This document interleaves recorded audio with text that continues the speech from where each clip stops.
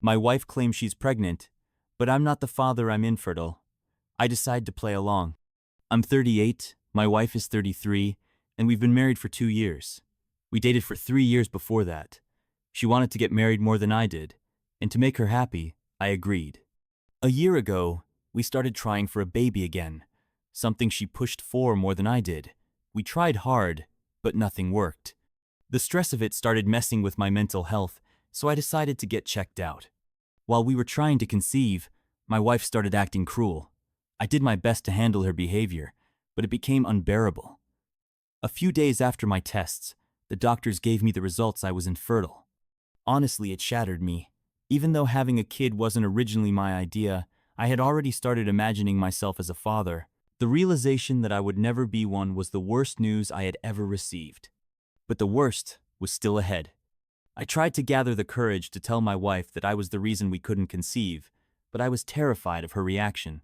She had already been treating me badly, and I couldn't imagine how she'd respond to the news that something she wanted so badly would likely never happen with me.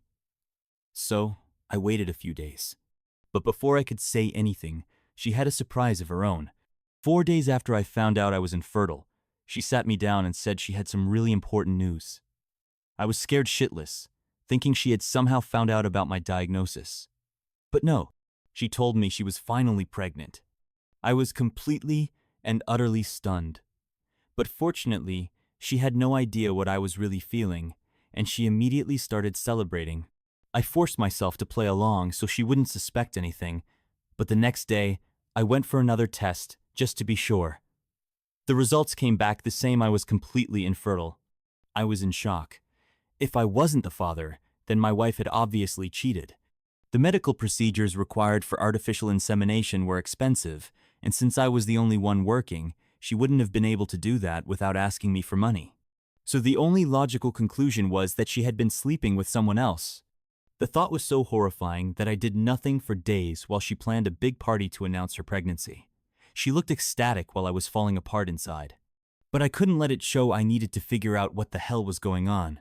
I didn't tell my family because it was too personal to share, and I couldn't confront my wife just yet.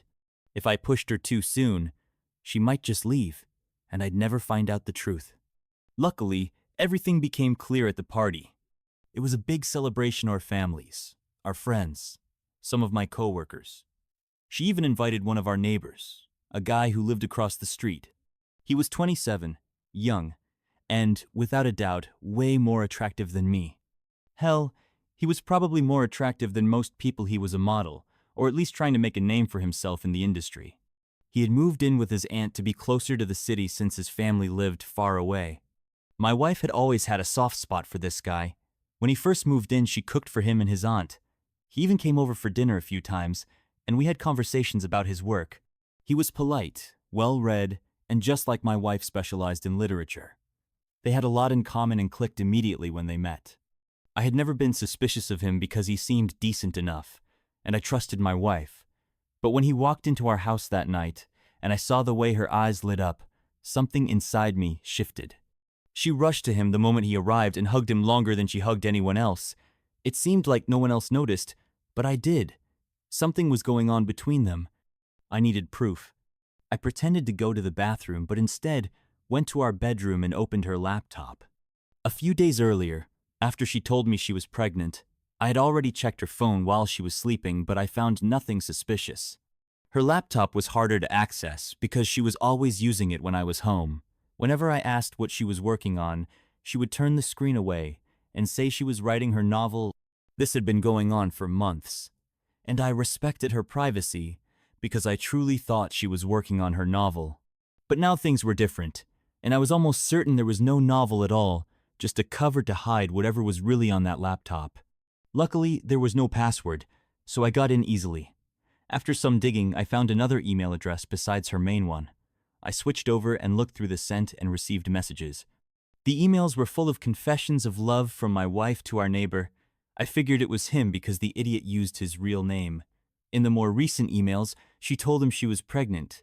He didn't take it well and got upset, so the messages stopped for a while, probably because he wanted to end things. But my wife wasn't about to let him go. Eventually, I found the worst email of all. She wrote to him that she'd talked to a friend who was a lawyer, and that friend was going to help her file for divorce right after the baby was born. The whole reason she pushed me to have a kid in the first place was so she could get child support and alimony after the divorce, giving her a cushy life with her pretty boy across the street. I felt sick reading that email, and honestly, every time I think about it, I still get nauseous. But I quickly pulled myself together, snapped some photos of the emails with my phone, then closed the laptop and put it back. I was less shocked by the cheating than by this grand twisted scheme.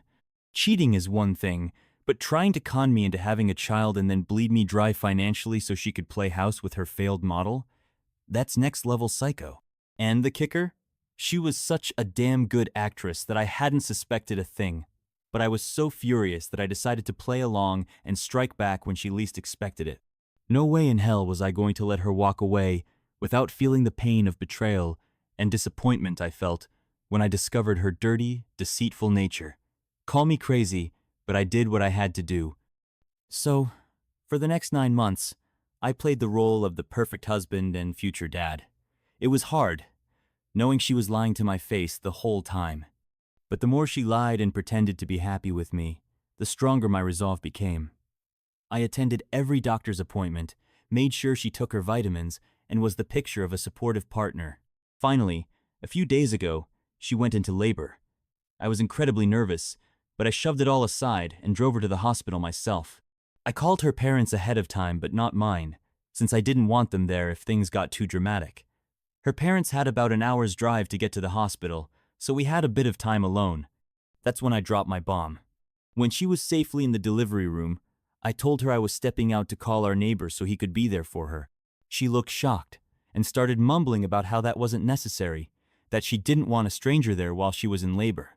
I just smiled and handed her my fertility test results, along with the divorce papers I'd filed a few days before her due date. I had made sure to bring them with me.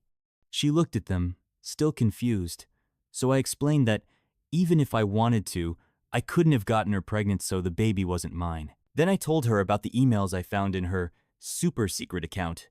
Her face was priceless as I walked out of the room while she struggled to find words. My heart was racing so fast, I thought I might need to stay in the hospital myself. I called our neighbor to let him know my wife was in labor. Didn't even wait for his response before hanging up. Then I got in my car and waited for her parents to arrive. As soon as I saw her dad's car pull up, I drove off as fast as I could. I even turned off my phone for good measure and sped off to a motel out of town. I had packed all my stuff weeks earlier and hidden it in my trunk so I could leave without any last-minute scrambling. I spent the rest of the day watching television, drinking beer, and doing my best to distract myself from the chaos of my life. That night, I slept pretty soundly, knowing I was finally done with the charade. The next morning, I turned on my phone hundreds of messages from my wife and our neighbor, none of which I bothered to open. But I did glance at a few from my parents and brother guess my wife had reached out to them when she couldn't get a hold of me. So, I decided to call my parents and have a conversation. I told them I'd be coming home soon and even asked if my brother could be there so I could explain everything to all of them at once. They deserved to know the truth. When I arrived at my parents' house, my brother was already there. They all looked confused and slightly irritated, understandable, considering that, from their perspective, I had just abandoned my child's birth and made them miss the arrival of their grandchild. But I sat them down and told them everything. I explained the entire situation, the reasons behind my actions, and why I had no choice but to walk away. By the time I finished, they were stunned into silence. I braced myself for a barrage of questions or accusations, but nothing like that came. The only thing my father said was that he hoped things wouldn't escalate any further. If the others had any thoughts, they kept them to themselves. So, at least on that front, things remained calm. That was a few days ago. While my family has mostly stayed quiet, my wife has done everything in her power to make me the villain in this story. She's blaming me for ruining her experience as a first-time mother. Since the moment I walked out, she has been calling non-stop, sending me endless messages, but I haven't responded to a single one. Even our dear neighbor messaged me a few hours ago. He had the audacity to say that my wife was really upset and that we needed to put our differences aside for her sake, to at least try and work things out. I couldn't believe the nerve of these people acting like this was just a minor disagreement instead of a massive betrayal. He also mentioned something else in his message apparently. My wife had started falling in love with me again during her pregnancy. It was a shock for both of them, and that's why I should give our marriage another chance. What a load of bullshit. If she had really fallen back in love with me, then why the hell was this guy still in the picture? Why was she still sneaking around, hiding emails, and lying to my face? Do they really think I'm that much of an idiot? My wife is upset, sure, but that's not my problem. What really pisses her off isn't just that I left. It's the fact that I knew everything from the start and still stuck around to watch the whole damn show unfold. Now she's calling me a liar. She says I was wrong to stay with her during her pregnancy, misleading her even though I knew the baby wasn't mine and that she had been cheating. Unbelievable. Update. 1 week later. It's been about a week since the baby was born, and I'm still living in a hotel room. I haven't visited my wife once, and I don't plan to. She keeps calling and texting, but I have no idea why I've made it painfully clear that I don't want to see her, talk to her, or hear whatever bullshit excuse she's prepared. I haven't blocked her yet, but the neighbor? He's already in the trash. The moment he had the audacity to message me, reminding me that my dear wife was still holding on to hope and wanted me to come back, I shut that down immediately. I'm 100% sure the only reason he's sticking around and trying to convince me to forgive her is because they're both broke and still hoping she can squeeze some child support out of me. They're both unemployed after all. My wife was a housewife, which I respected and appreciated. But clearly she was doing more than just taking care of the house. She was screwing around behind my back, and that's something I can't and won't forgive. And before anyone tries to paint me as the villain here, let me make this clear: I never asked her to quit her job. When we were dating, I supported her career goals, and she worked. But after we got married, she told me she wanted to leave her job and focus on the home. I didn't argue because it was her choice, and I made enough money to support us. I'm fairly certain my lawyer will be able to get me out of paying any kind of support once we prove the cheating, and hopefully, it won't be difficult. As for my neighbor, he's still desperately trying to land a decent paying gig in the modeling industry, which means he's struggling to cover even his own expenses, let alone support my wife and her kid. Even if they pool their money together, it's not going to be enough. So good luck to them. I'm just grateful I got out of that mess before they could drain me dry. At least I won't have to waste my time fighting over the divorce. Hopefully, she won't contest it, but considering her complete lack of common sense, I wouldn't put it past her to try. I'm prepared either way. The screenshots of those emails from her secret account, still safely stored on my phone, with copies backed up on my laptop. Even if she tries to delete everything, she can't erase the proof I have. So, I'm not worried. Worst case scenario, even if I do have to pay her something, at least I won't have to be with her anymore. Honestly, she should consider herself lucky that I'm giving her time to move out on her own, instead of forcing her out immediately. The house is in my name, after all. For now, I'm just hoping for the best and waiting for this mess to settle. Maybe soon, I'll finally be able to move on. Update number 2. My wife is an idiot. Turns out, I was right, my wife is a complete idiot. She decided to push back because she wasn't happy with the divorce agreement I offered. Mind you, the deal I put on the table was already more than fair. It covered only the expenses she had incurred during our marriage, which I considered generous enough. I have no idea what kind of miracle she was hoping for. Well, good luck to her. Yesterday, she texted me saying she had moved out of the house. I was relieved and happily returned home, assuming she had gone to live with her parents or found a place of her own. But I was sorely disappointed when I found out that she had actually moved into the house across the street with our dear neighbor. Now, I have to see her and him every damn day. For a moment, I considered going back to the hotel just to avoid the sight of them, but I refused to let them push me out of my own home. This is my house, and I have every right to live here. No way in hell was I going to pack up and leave just because they wanted to make my life miserable. At first, I couldn't understand why she hadn't just moved in with her parents. Living with the guy she cheated with is only going to make the divorce proceedings even more difficult for her. It's like she's actively sabotaging herself. But then, as I scrolled through all the unread messages I had ignored over the past few days, I noticed one from her father. I had left a lot of messages unanswered lately, and his had gotten lost in the mix. It was a long text, filled with regret over what his daughter had done. He told me that he and the rest of their family strongly disapproved of her actions. His words meant a lot to me. It was like validation that my feelings were justified. For the first time in this whole mess, I actually felt a lump in my throat, but I held it back. He even apologized for my wife's behavior and said that their family would no longer be supporting her, especially now that she was trying to contest the divorce. Up until now, nothing my wife had done made any sense. Every move she made only seemed to work against her. Surely, even someone like her would have realized that by now. Either she's truly that stupid, or she's got some twisted, underhanded plan in mind. I'm hoping for the first option, but honestly, I wouldn't be surprised if it was the second. She's a terrible person, through and through. Living so close to them is definitely going to be a challenge.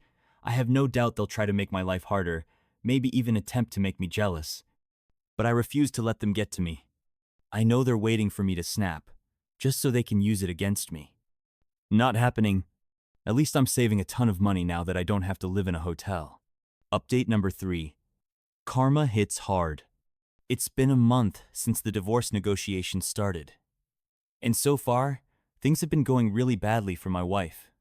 I managed to prove she cheated, though, honestly, she made that incredibly easy for me by moving in with the very guy I accused her of cheating with. That left no room for doubt. Desperate, she tried to fight back with false accusations.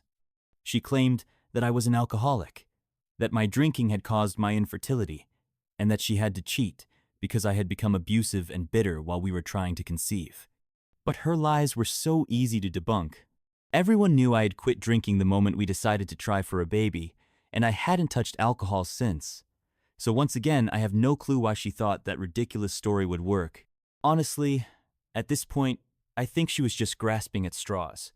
Her original plan had completely collapsed, and now she was too caught up with being a new mother to come up with any more elaborate schemes.